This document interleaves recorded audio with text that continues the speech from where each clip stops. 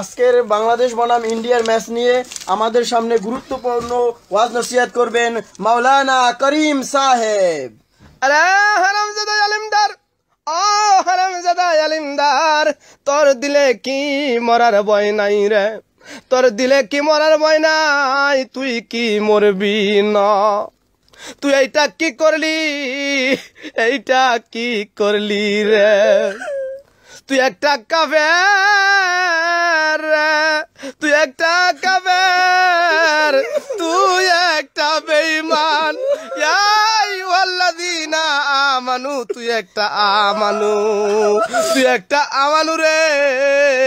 এর জবাব তোকে দিতে হবে রে, এর জবাব তোকে দিতে হবে। আরেকদিকে কুত্তার বাচ্চা গোল্ড, কানার ঘরের কানা। কুত্তার বাচ্চা গোল্ড, কুত্তার বাচ্চা গোল্ড, কানার ঘরের কানা, মেনার ঘরের মেনা। তোর চোখটা কি বাড়িতে রাইখাইছিলি রে?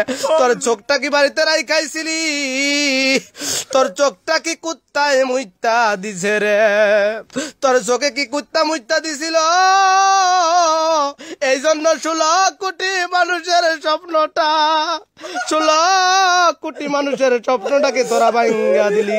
তোরা বেঈমানেরা মিলিয়া, তোরা বেঈমানেরা মিলিয়া রে ইন্ডিয়ার সাথে হাত মিলাইয়া, তোরা বেঈমানেরা নাস্তিকরা মিলিয়া ইন্ডিয়ার সাথে হাত মিলাইয়া আমাদের সেই কাঙ্ক্ষিত স্বপ্নটাকে দুলির সাথ করে দিলি, দুলির সাথ করে দিলি।